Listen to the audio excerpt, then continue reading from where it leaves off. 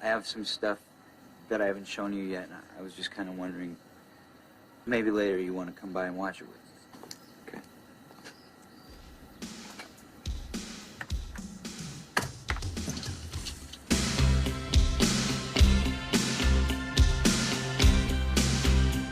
What's up, guys? Welcome to the first installment of Two Corys Forever. What I'm thinking is the world's first only like Two Corys podcast. I may be wrong on that, but we're definitely going to be the best one.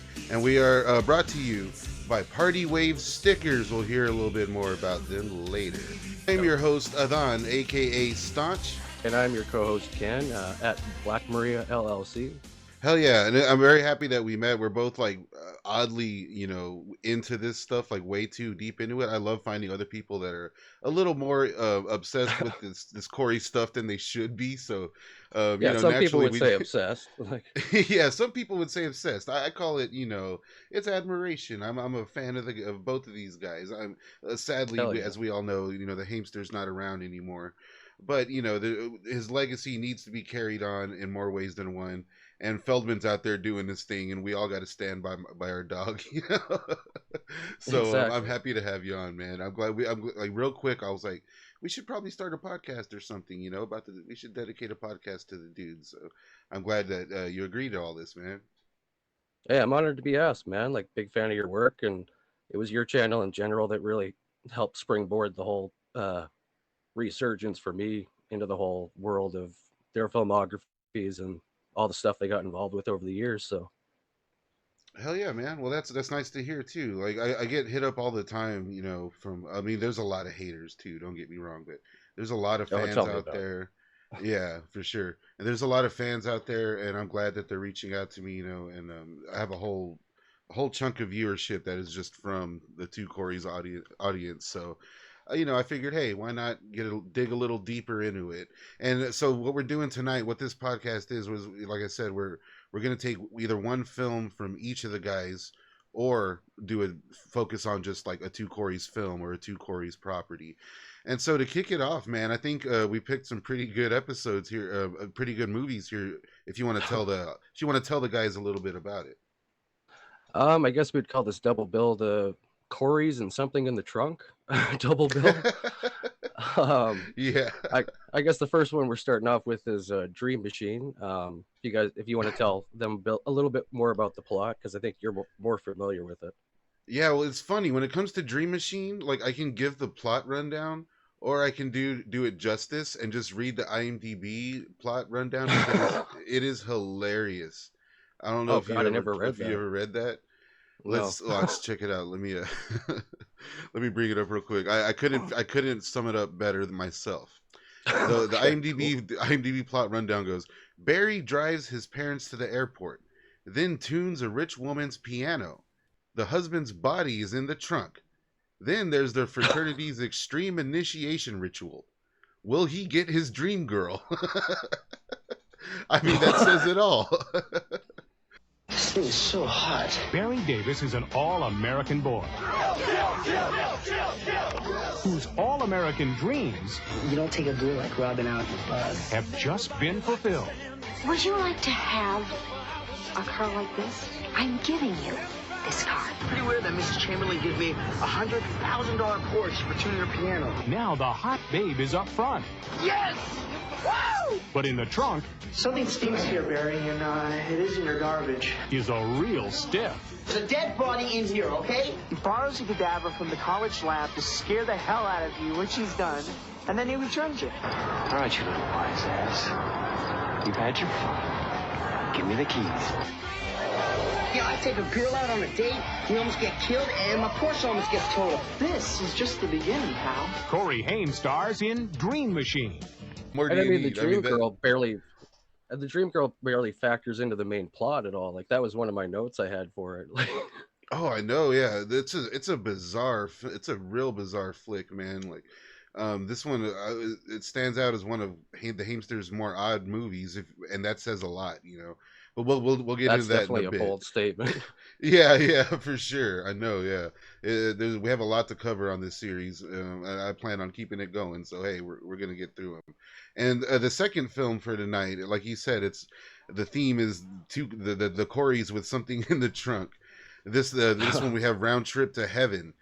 This kind of reunites Zach Galligan and Corey Feldman ever since Gremlins, and I'm not actually a big fan of Gremlins. I guess we'll get to that one later, later down the line. But and of course we'll see them reunite in Stormtrooper, which man, you've seen that one, correct? I have not. I haven't been able to find a copy of it, nor is it streaming anywhere. So it's one on the list.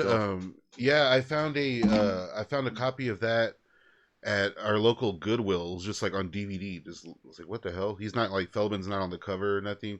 I believe that's a Jim Wynorski movie, and it is horrible. So. It is bad. it's one of those Echo Bridge DVDs, I believe, right? Yes, cheapo. Yeah. Same There's company a copy that put out a bunch of those. Yeah. It's one of those where it's like you can find different random shitty covers, you know. It's pretty bad, man. If I can dig it up, I'll send it your way. I know it's kind of pricey. I think that we should probably let people know. We're pretty far away from each other right now. I'm in South Texas, and where are you located? I'm in Western Canada. Western Canada, yeah. So quite some British miles Columbia, between us. So it's nice to see the fandom, you know, crosses borders. It stretches far and wide. Yeah, which is another reason I wanted to do this. I think we can get a pretty cool broad audience here that appreciates things like a Round Trip to Heaven, which is just a strange USA Up All Night kind of Skinamax movie. Like it's I'd say between the two. Yeah, between the two, it's the more entertaining one, I'd say. But again, it's 100%. Yeah, that says a lot, but it also doesn't say much. You know, it's like that's another theme we're gonna run into while talking about some of these guys' movies, especially like the early '90s or late '90s kind of stuff, because it got very interesting. That's my favorite era of the two Coreys is like the weird '90s stuff. So this is a great way to start. Have just been fulfilled. Would you like to have a car like this? I'm giving you this car. Pretty weird that Mrs. Chamberlain gives me $100,000 Porsche for tuning her piano. Now the hot babe is up front. Yes! Woo! But in the trunk... Something stinks here, Barry, and it is in your garbage. ...is a real stiff. There's a dead body in here, okay? He borrows a cadaver from the college lab to scare the hell out of you, which he's done, and then he returns it. All right, you little wise ass. You've had your fun. Give me the keys. Yeah, I take a girl out on a date, we almost get killed, and my Porsche almost gets totaled. This is just the beginning, pal. Corey Haim stars in Dream Machine. Yeah, and it's like I think the guys were trying to separate from each other. Like the two Coreys were tired of being referred to as the two Coreys around this time. So you saw the split. You saw like the Hamster kind of do more like kind of action movies, action led stuff. Feldog was doing the same. He was like almost like an action star for a little bit with like, Edge of Honor and stuff like that. But then this was also like right on the cusp of both of their major drug issues about to really kind of take over their careers too. So it's kind of a weird time for both of the fellas here. And even though they separated, they were still teamed up with someone else, like another quote unquote teen star, and put into another themed movie. They're both basically like the same kind of theme. They're both in cars and they're doing like a little road trip situation. There's heavy like 90s action movie vibes in both of them.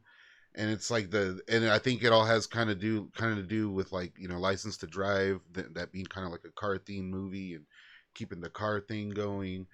And it's Dream Machine in particular with that, where I think that was the main movie they pushed on the back of the box was like Corey Haim from License to Drive. So it was trying to make that connection there. Yeah, for sure. And like you said, in Dream Machine, it's like it's such an odd movie because it doesn't really go all in. Like you don't really get the feeling that there's like a dream girl or that there's like any like he even likes this girl really. She seems just like literally just like a object of his affection, like a whatever. There's really no like no plot line, no that lends to any real emotion here. The movie seems real on the fly. It's strange. It almost feels like it was like just like a 90s kind of actioner like for cable that hey, Corey Haim could be in this, but he needs to play off somebody. Well, let's add this other character. And why not Evan Richards, right? I mean, Yeah, shit. I can only imagine his reaction when he got that call of like, oh, I got that. Like, Yeah, he's like, oh wow, I'm gonna be in like he was in also in Rock and Roll High School Forever. Like both those right films got before. released within Yeah. a year of each other or the same year, I forget. So it's Yeah, like I he think it's the got to same. work with both of the guys. It's crazy. I'm assuming much better circumstances on Dream Machine considering the stuff that happened on Rock and Roll High School, but there's very Yeah, little info out there to really clarify yeah, that. yeah. On Dream Machine, there's really nothing out there. It's insane, and for what the movie is, it's cool. Like it is. You know, watching it again, I will say like I love seeing Corey Haim do his thing. Like you know, you watch Corey Haim, Me, Myself, and I, and he talks about how he loves Oh yeah. sports. He likes, you know, doing all this shit. So I love it whenever they let him do that in movies. Like when he gets to play football, he's always like, and every time he plays football, he goes for that long pass. It's like a little homage to Lucas, you know. Every time it happens, and he's always playing some sport or doing something active. You know, like the intro to Roller Boys and shit like that. So it's Yeah, like, Roller Boys was the first thing I thought of. Was like when I watched that one yeah, for the first time, it was like immediate flashbacks to his hockey footage from that Me, yes, Myself, and I. exactly. Yeah. So I feel like when he's doing that, he's motivated and he's there for a reason. And he's having a good time and he's in good spirits. That's the vibe I get.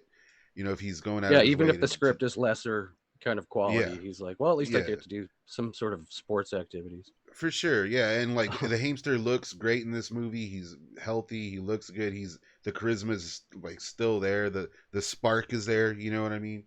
So Hmm. that was very cool. One weird thing I did notice rewatching this movie, I don't know if you picked up on this or not, but it really does feel that Evan Richards was not on the set like up until he knocks on the door and they have that scene together where they're both in the frame together. Because like up until then, they're always shot Oh, like separately.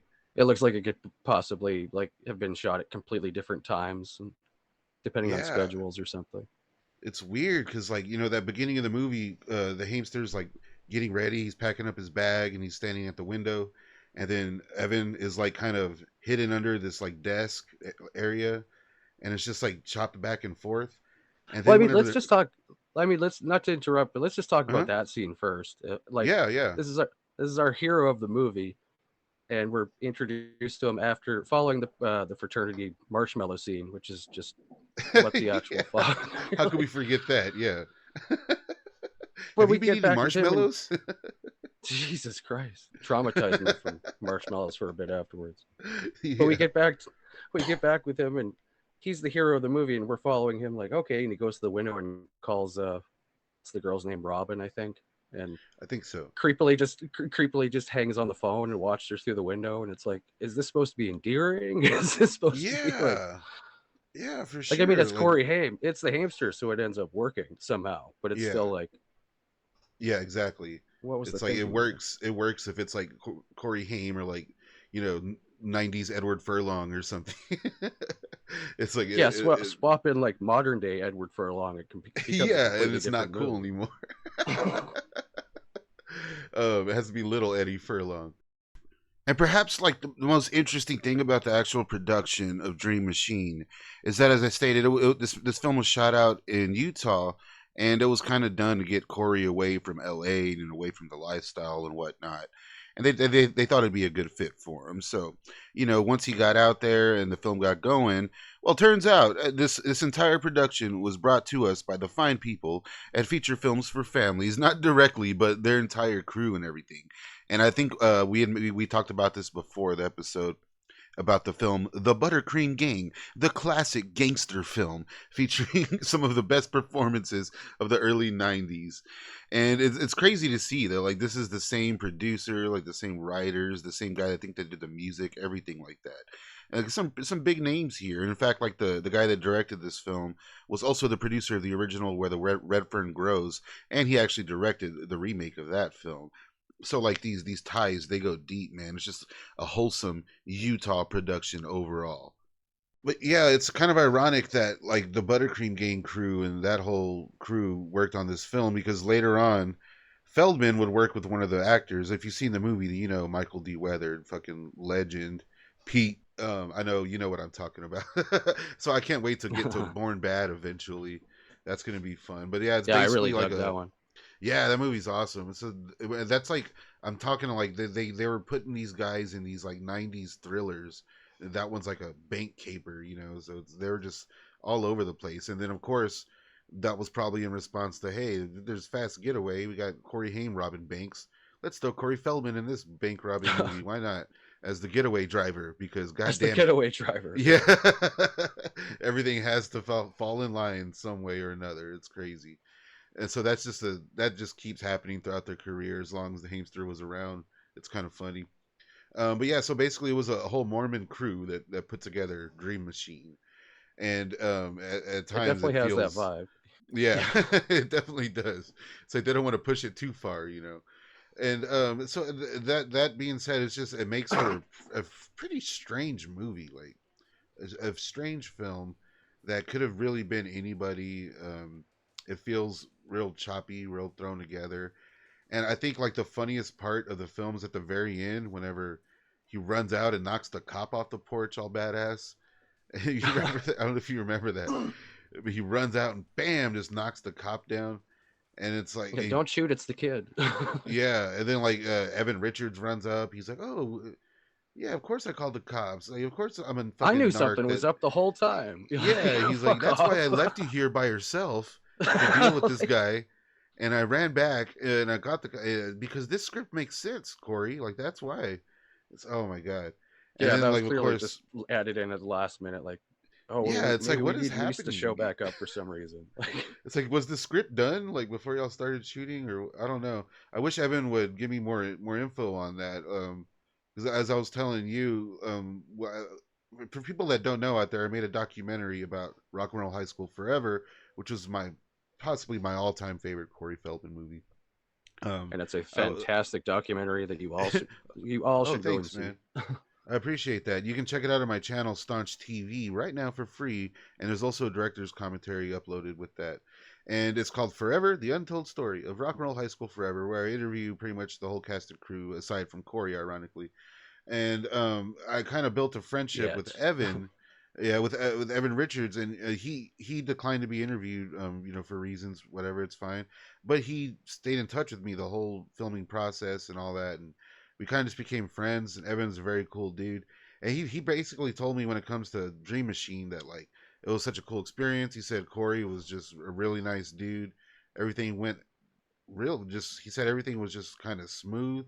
It was an easy shoot, and there was no drama Oh, or yeah. nothing, which is nice to hear because you know you hear people talk about all the drama with Corey Haim and filming and how hard he was to work with at times and blah blah blah blah blah. You know, so I mean, at least it was a clean production, to say the least. Yeah, I'm assuming it was overall good for him in the long term. Like, it might have kind of kept him going a little bit longer. But yeah, I guess you know that's about all there is to say when it comes to Dream Machine. One thing to circle back around to Buttercream Gang, interestingly Mm-hmm. enough, Yeah, the actor who plays the jilted wife's butler Juan was Don Shanks, yeah, Don Shanks. best known as Michael Myers from Halloween 5 and Yeah, Dumb and yeah. Dumber, Sweet 16, Silent Night, Deadly Night. But he also, I guess, appeared in the Buttercream Gang sequel, Secret of Treasure Mountain. Oh, really? I did not know that. Yeah, I haven't seen that one That's in at least a decade, but that's oh yeah, it's been a long interesting credit. time.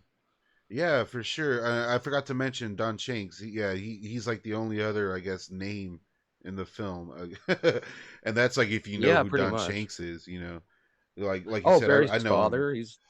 Barry's father's from like The Howling and Gremlins and stuff like Yeah, that. Teen Wolf, yeah. yeah, yeah. So you get like, and I There's a feel few like those names, but guys, and it's like Halloween. The Halloween that Don Shanks was in was also a Utah film. You know, it was shot out oh, that's right, in yeah. Utah. So it's like it's a lot of those actors. It's a straight up just Utah production. You know, it's crazy That's a that they tight crew managed to over do there, that. yeah. Yeah, tight crew. Guess what? Corey Haim and Corey Feldman are giving out their personal numbers. If you call 1-900-909-3700, you can listen to their private phone messages and get their personal number where you can leave them a message of your own. $2 the first minute, 45 cents each additional minute. Ask your parents before you call. But one thing I did want to ask you, man, before we get into the next film, what would you say is your, I guess, least favorite Corey Feldman movie? Oh man, there's some doozies out there for sure.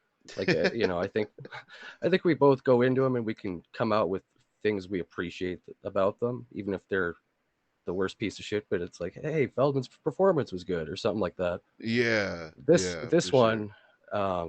This one doesn't. Fuck, this one doesn't have much of that. Have you ever seen Hooking Up? I believe so. You have to give me a rundown on that one, because eventually those movies kind of start to blur together, meld together after a while. What was it? It's him and Brian O'Halloran from Clerks, and it's a guy from Perfect Strangers, and the Langoliers. I can never remember the actor's name, but they're the three quote unquote names. Bronson Pinchot, right? Yeah, Bronson Pinchot. Yeah. Yeah, I don't know. I wouldn't say I recommend going to watch it again. I don't know. It felt like the filmmaker should be put on a watch list, maybe. Like, what are you doing hanging out with all these high school chicks all the time? First of all, high school girls are fucking hot. Secondly, they love fucking older guys. Yeah. And that's the thing, man. Like, Feldog, we'll get to it when we start talking about Dream a Little Dream, Round Trip to Heaven. It's like it felt like it was almost in his contract in the early '90s that he had to have like tits in his face, or like scenes surrounded by naked women or something, because it gets pretty sleazy. Insanely so. Where it's like, yeah, I especially don't know. when you get to stuff like Busted, it's like, what are you doing, dude? Like, you're directing this movie. You can do anything you want to do, and you're standing in a shower fully clothed with like naked girls. It's crazy, man. I mean, that's just him living his best life. Like, yeah, that's him doing his thing. It's what we would all do in the same situation. So it's like some part of me would want to do that too. Yeah.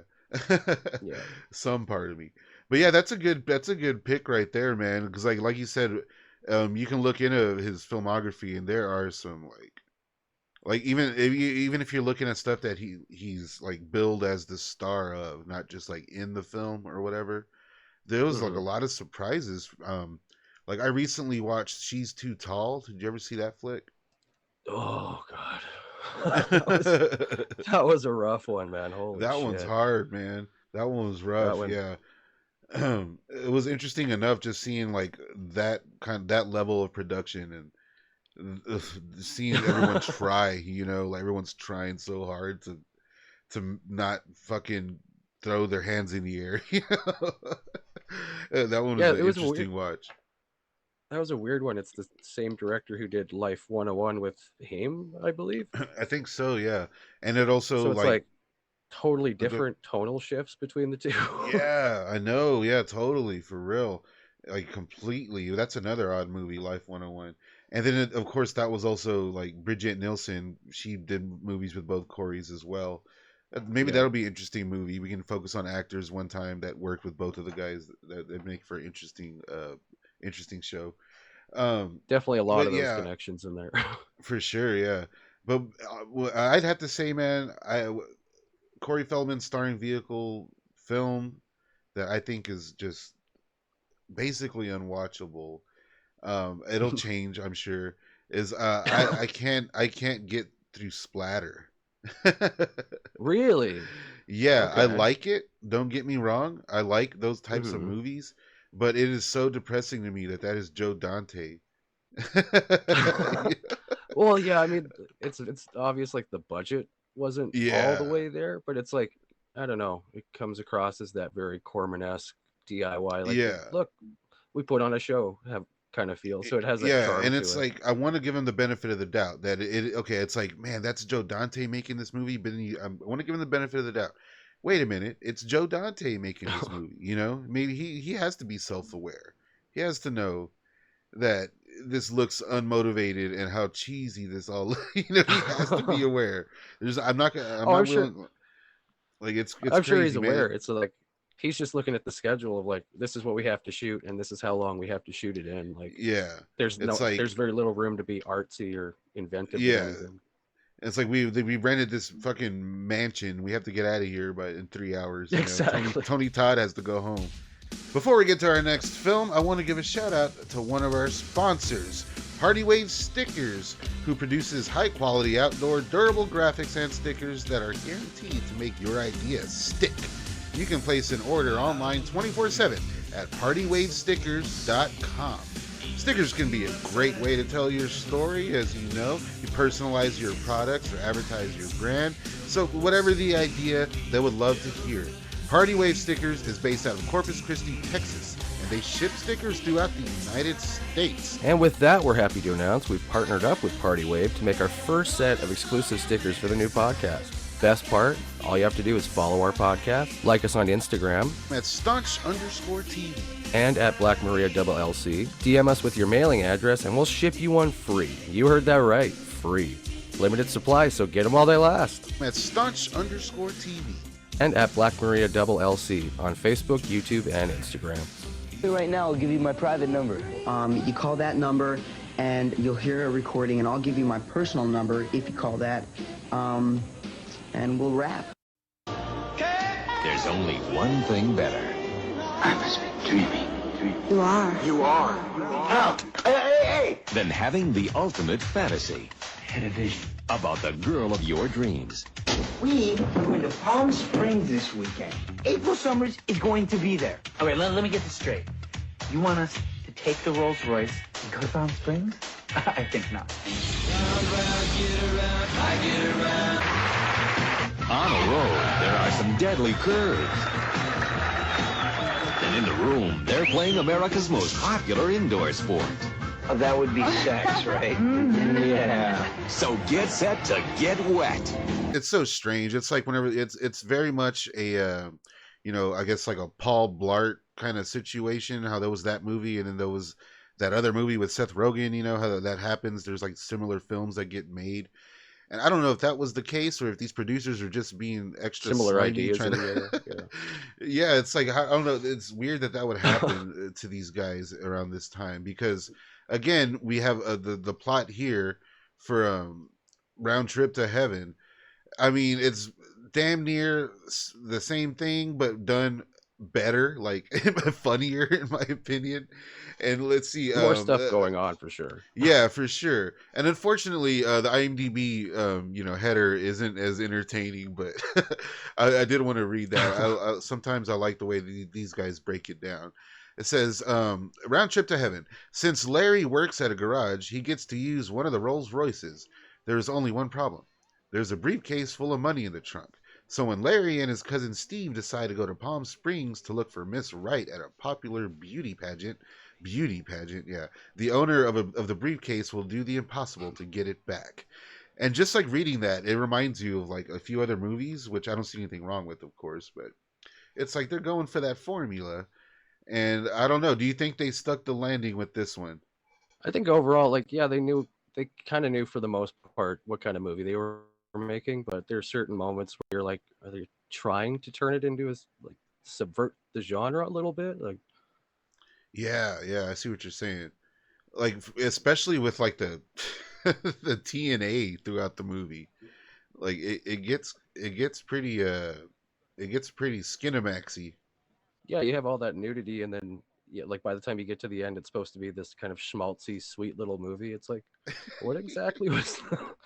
You want to have your cake and eat it too, I guess. Like, no shit. I mean, and talk about a pretty decent soundtrack. Like, there's the head song to this one is pretty good. It's like that '90s kind of yuppie stuff, But I love it, man. And like the weird dream sequences and whatnot throughout the movie kind of ties things together. One of my favorite things about this movie is it basically kicks off with a heavy '90s action sequence and then goes right into Corey Feldman as a clown. Like, Basically, Let's not mince words here. He's being flat out sexually assaulted by that woman. yeah, you're right. He is being sexually assaulted while he's dressed like a clown by a horny suburban wife.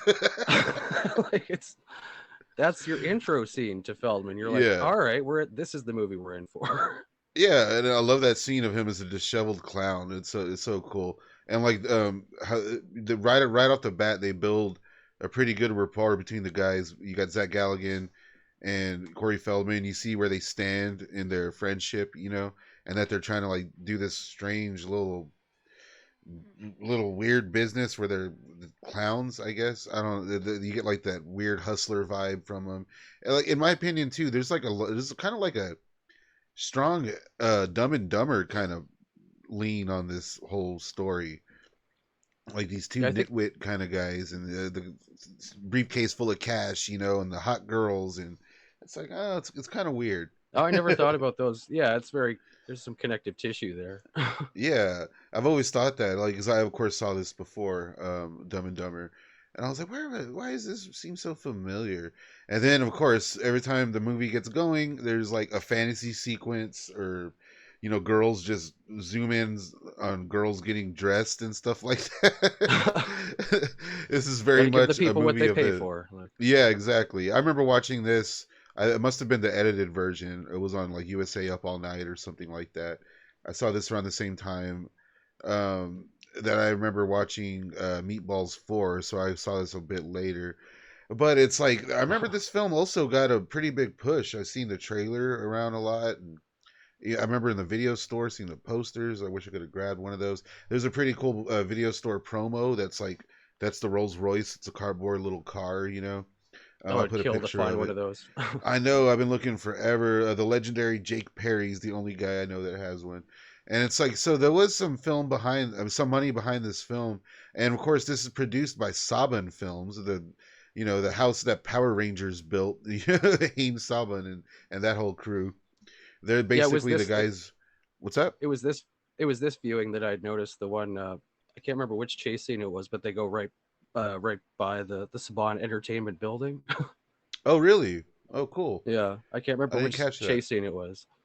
Yeah, and it's like it's very cool to see that because these guys, that production company, has some pretty crazy origins. And they've done stuff with Corey Haim as well, And so seeing, I think even Corey Feldman, I want to say they did something later down the line, but they were producing some weird stuff back then. Like they produced that movie Susie Q. Did you ever see that with the Pink Ranger in it, Amy Jo Johnson? Oh yeah, that's right. I forgot that they produced that one. That was like the whole thing is this whole Power Rangers crew, and this is like produced by the guy that like co-founded Power Rangers, and the same like basically the same crew that did a lot of that worked on this weird TNA kind of 90s sex comedy. It's strange. And it's weird because like Feldman, he'll say how much he likes these like hot women, he likes beautiful girls and stuff, and then he surrounds himself with them in this movie, and there's like the object of his affection, the one that's like on the top tier. Meanwhile, they totally what's that? April Summer, I think, is the the dream girl. Yeah, for sure. And then they have, of course, they totally, she's all that. What's her name? Julie McAuliffe, I think it is. Who's that was in my notes. They pull a pre Rachel Lee Cook on her. Yeah, Like, they totally pull the she's all that on her. It's like she is obviously hot.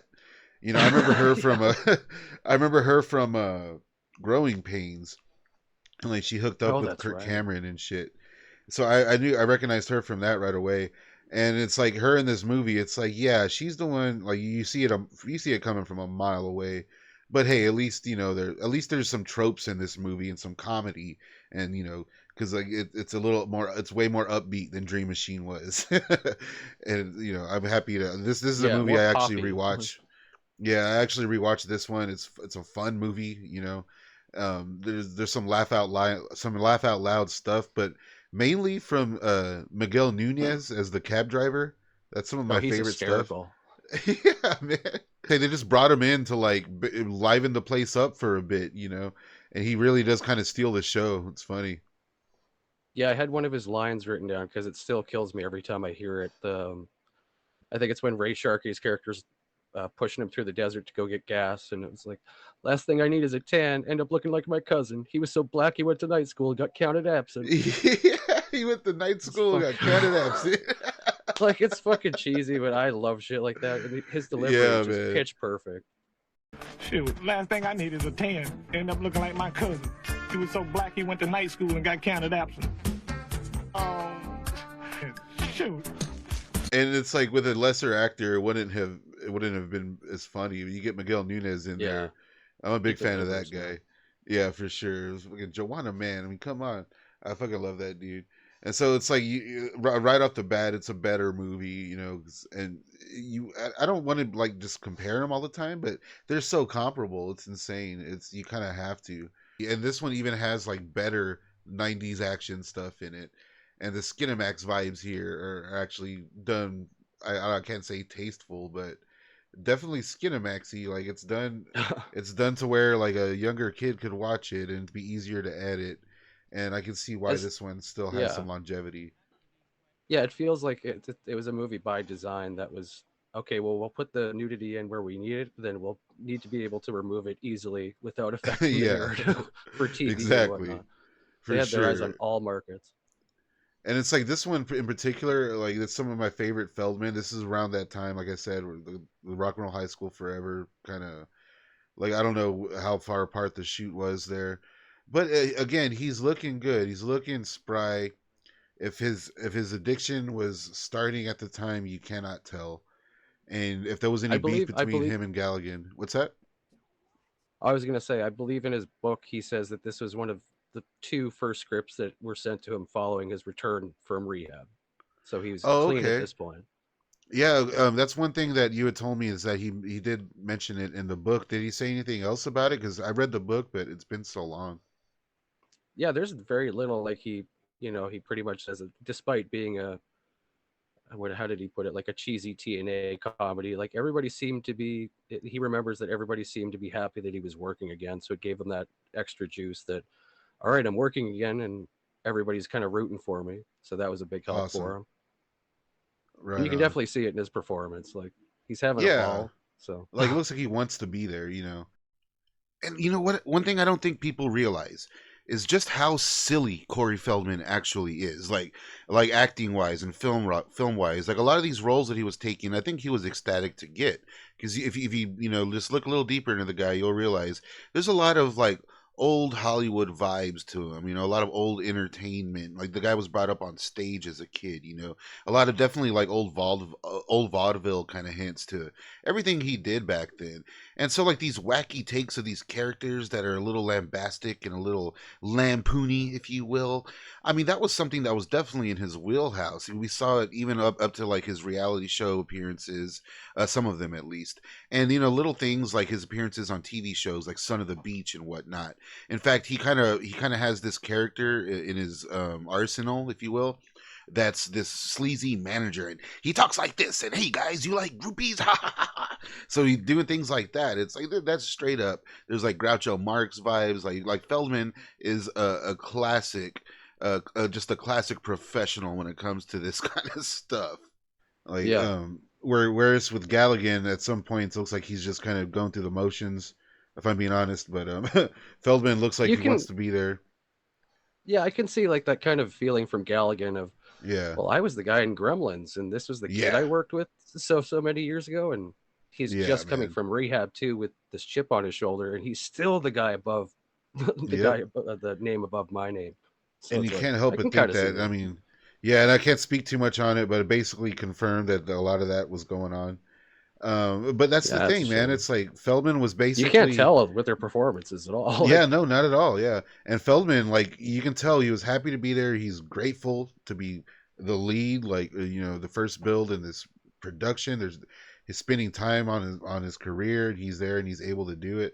And that's the thing. Like you can definitely see in this whole era that he was trying, he was there, and he was on point. And his performances were always good, regardless of the quality of the film. Like between this and like, Voodoo and stuff like that, it's like not necessarily big budget films, but every one of his But he always performances, in delivered. my opinion, yeah, he always delivered. Every one of his performances is different and in its own way, and he's trying something. He's trying to get a different look going. His mid '90s career, I feel, is very underrated. But after an '80s like they had, I mean, of Definitely. course, like, what are you gonna do, Yeah, he was just trying to see what would stick, and it's really fascinating. It'll be fun to get into more of those into later episodes. Yeah, for sure. So yeah, as far as Round Trip to Heaven, I do think it is the better movie of the two. Rather formulaic, whatever. But I mean, I cannot help, like, at least once a year I put this movie on, and I recognize, okay, it's not that great, but it's one of my favorites from that whole era. And if you're a Corey Feldman fan, I mean, this is not as bad as it gets when it comes to the TNA stuff. I'd recommend as I said it, earlier. yeah. And I do recommend it. Yes, most definitely. So anything else about Round Trip to Heaven that you think we may have missed? Yeah, this is another one pretty light on notes because there's like no info on it. But I did one interesting comparison between the two where I'd said with Dream Machine you have kind of a lack of a real villain. He's just some doofus. It's like the world's worst criminal. And as far as like fearing him as an actual villain, it's really hard. Versus Ray Sharkey in this movie, I don't know if you know about his background. He had a fucking packed year in 1992. No, I don't know. It's weird because I mainly know Ray Sharkey from A Little Gem from 1993 with Burt Reynolds called Cop and a Half. I'm sure you're familiar with that one. Oh yeah, for sure. I saw that in the theater. Holy shit, man!